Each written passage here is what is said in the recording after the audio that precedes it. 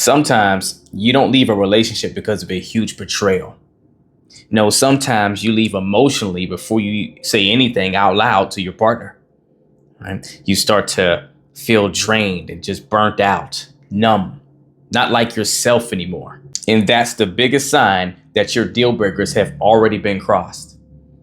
But not in, the loud, obvious ways, but in the quiet, emotional moments that can feel normal on the surface, but they're definitely not. So I'm gonna break down right now what this actually looks like in real time. See, most people think a deal breaker often means cheating, abuse, or yelling, right? But sometimes a deal breaker sounds like I just don't even bring it up anymore because I've said this a million times and they never hear me, so I just stop saying anything altogether. Or I just go quiet to avoid conflict.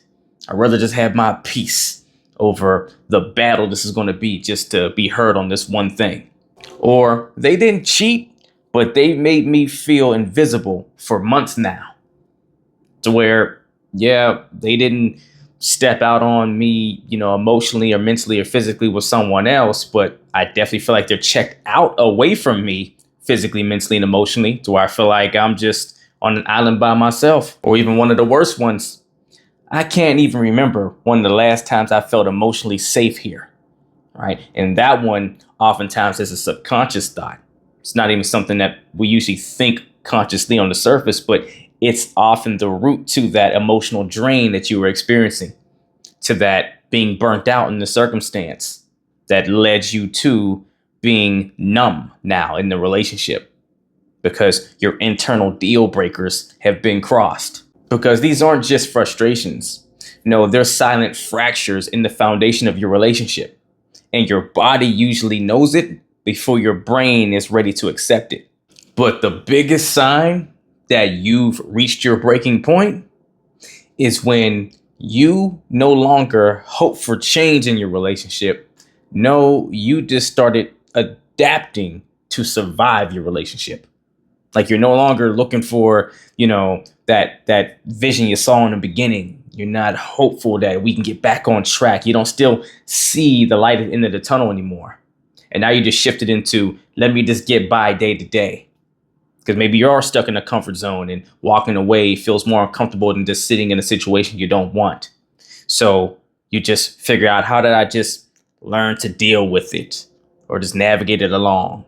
Because at the end of the day, this is less stress than me walking away. So I'll just figure out how to get through it.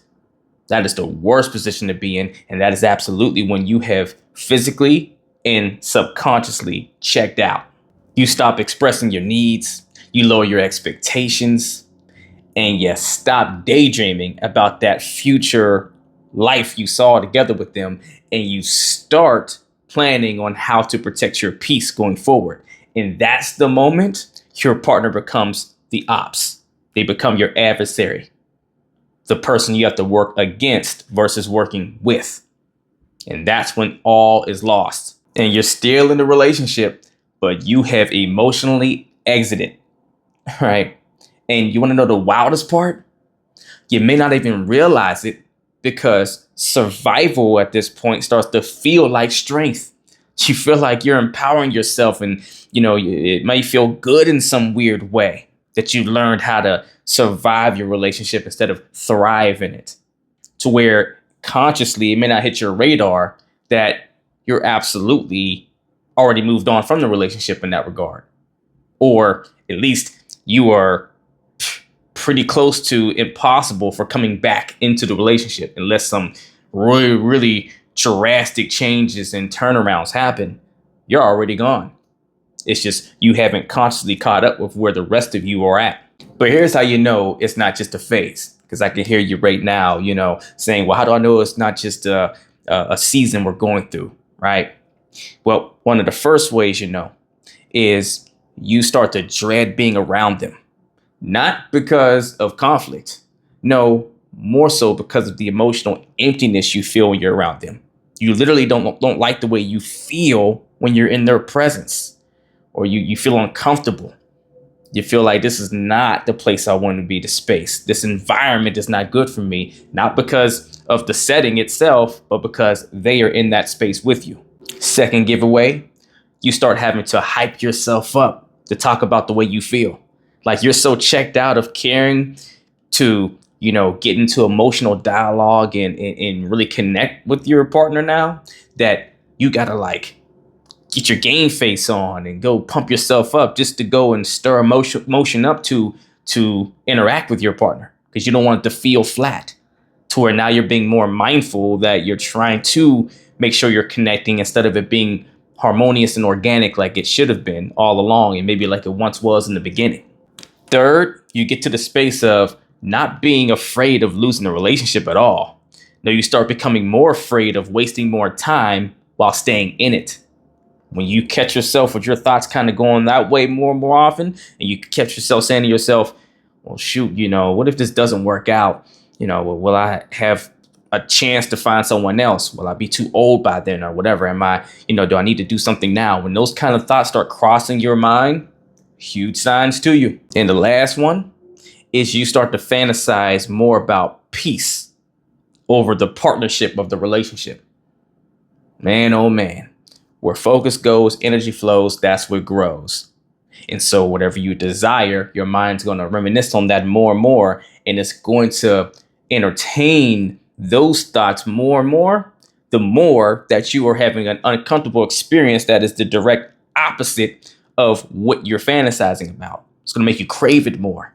So if you catch yourself slipping into thinking more optimistic or hopeful or, future vision wise towards your peace and being happy and free and all the things over the relationship, or you don't see you being with your partner as a way to have that peace and that happiness, yeah, you're pretty checked out. These are deal breakers in disguise. Emotional neglect, loss of self, a diminished voice, right? See, they don't scream at you at all. No, they just wear you down slowly. Now, if you relate to this, you're not weak for staying, or you're not, stupid or all those things. No, you're human for hoping for the best, wanting it to work out with this person you decided to lock in with, and you don't take those commitments lightly and all those things, right? It makes perfect sense. But if you start to, feel more peace in your imagination than you do in your reality, then now it's time to start telling yourself the truth. You don't just want out. Oh no, you've already been gone. You're just waiting for the courage to catch up, to do what your nervous system and your emotions already have that your mind isn't ready to do just yet. If you're in that space of being stuck in that relationship to where you've already checked out, but you don't know how to leave, don't know how to walk away, right? And be able to do it confidently without second guessing yourself, but you know what's best for you and you need help to actually take that leap, then email or DM me the word coaching and we will get to work, only if you're truly ready to put that work in. Let's get it.